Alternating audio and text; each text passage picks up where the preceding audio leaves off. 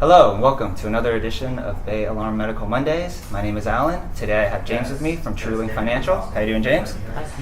So today we're going to talk about scams among the elderly. Let's get started.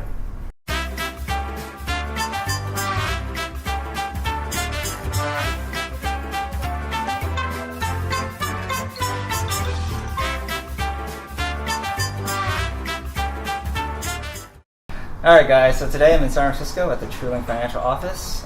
James, you are the head of marketing for TrueLink Financial. Tell me a little bit about what your company does. Yeah, so TrueLink is a financial services firm that helps seniors and their families protect themselves against scams, fraud, and financial abuse. So, tell me a little bit about why you joined the company. Yeah, so I think all of us at TrueLink have a story in our family of how our grandparents or our parents have faced the issue of financial abuse.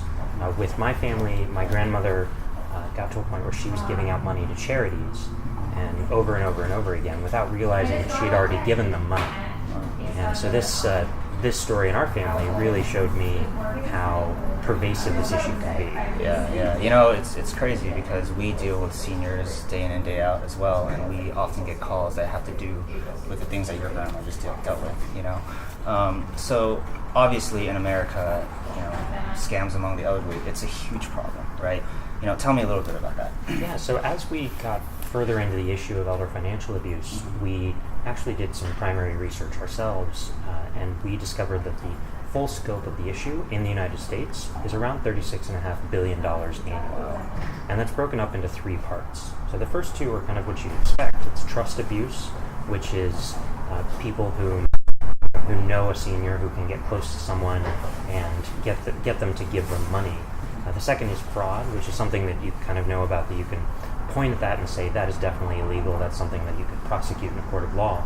But then the third, and this is actually the largest piece of the puzzle, it's around $17 billion, comes from what we would call exploitation.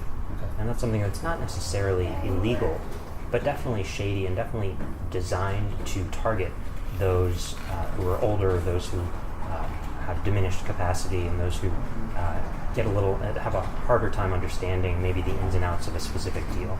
I went on your website. It's a great website. You list a bunch of different scams that we should all be on the lookout for. I did want to go over three of them specifically that I thought were really interesting. So the first one, and the number one on your list, was obituary scams. Yeah, so the obituary scam is one where the scammer will look through small-town newspapers looking for the obituary section. They'll find obituaries where there's a surviving spouse, and then they'll contact that person and say, your spouse who just passed away actually left you with a debt, an uncollected debt that's very large and will be very embarrassing to you when, unless you pay it very quickly.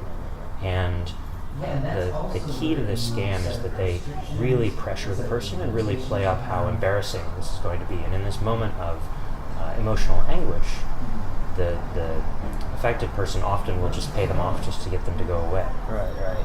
And that's kind of that's going to be a recurring theme in this conversation, right? The fact that the scammer, they try to get you to make a decision before you actually have time to think about it, right? Absolutely. Okay, cool. So the second one is the grandparent scam.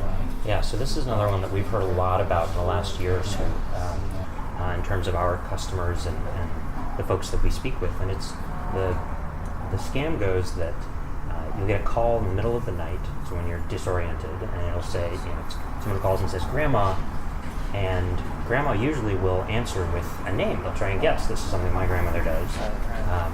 And they'll say, "Oh, is this James?" And say, "Yes, this is James, and I'm in Central America, and I was just arrested, and I need $2,000, and I need it right now, and don't tell Mom and Dad. They'd be really annoyed at me, and they'd be really mad." And the grandmother will get up, and in this moment of kind of confusion and not understanding the full situation, they'll go ahead and make that payment. They'll write that check. Yeah. And the third one is the TV shopping trickery. Yeah, so let's talk about that. TV shopping has a long history of targeting folks who are sitting at home, sitting in front of their televisions, and for the most part, they're selling services and selling items that are of they are what they are, and that's fine. What we find though is that once you've signed up for one, once you call them and say I'd like to buy one, they'll say, well, would you like to get 3 more for free? And what they don't tell you is the shipping and handling is additional, and it's non-refundable. So you might end up paying $30 a piece extra shipping and handling for those items. Moreover, they might call you a week later and they'll say, Mr. Jones, I know that you liked that item last week that you purchased. Well, let me tell you about the one that's going on sale this week. We think you're really going to like it. Yeah, makes sense. So we just went over this. That was great, by the way. Yeah, I think I learned a lot. We just went over 3 pretty popular scams. What's the normal person to do? What kind of advice do you have for somebody like an elderly person sitting at home, about to be scammed by? Yeah, so I'd say there's 3 things that we tell people that I'm sure you've heard before. Which the first is never give out financial information over the phone, particularly unless you've initiated the phone call. The second is be really aware of those pushy marketers. Anytime someone is really aggressively trying to make a sale, know that there's always a time to take that person's information down, write it down, and then contact someone that you trust. Right. And I'd say that's the third one, is really be sure that for any large financial purchase, make sure that you are asking a question, asking a trusted friend or family member to help you evaluate the validity of those claims. Right. And it's always good to kind of, even if you need to, take a day to think about it, just don't make any snap decisions. Exactly. Yeah. Exactly. At the end of the day, if it sounds too good to be true, Probably is. it probably Right. is. So you guys offer a product, the TrueLink financial credit card, right? Let's go over that a little bit. The TrueLink card is designed for family members, those who, people who have loved ones who need a little extra help.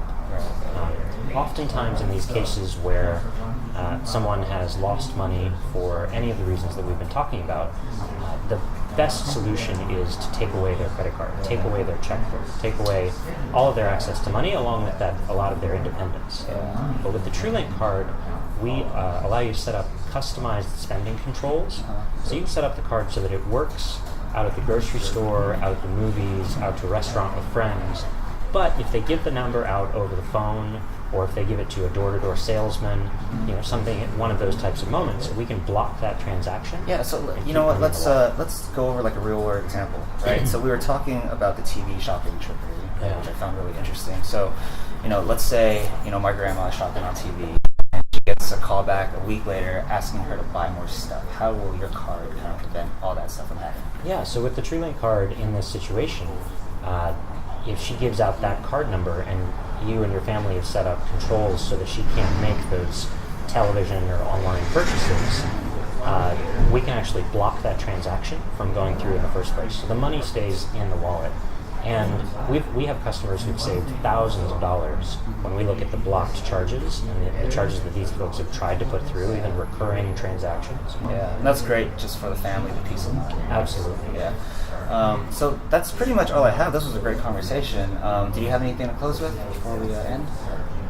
No, I just want to say thank you so much. We at TrueLink really appreciate companies like Baylor Medical for taking an interest in the issue of financial abuse and really taking a stand against it. Thank you, James, for having a talk with me. Hope to see you guys soon.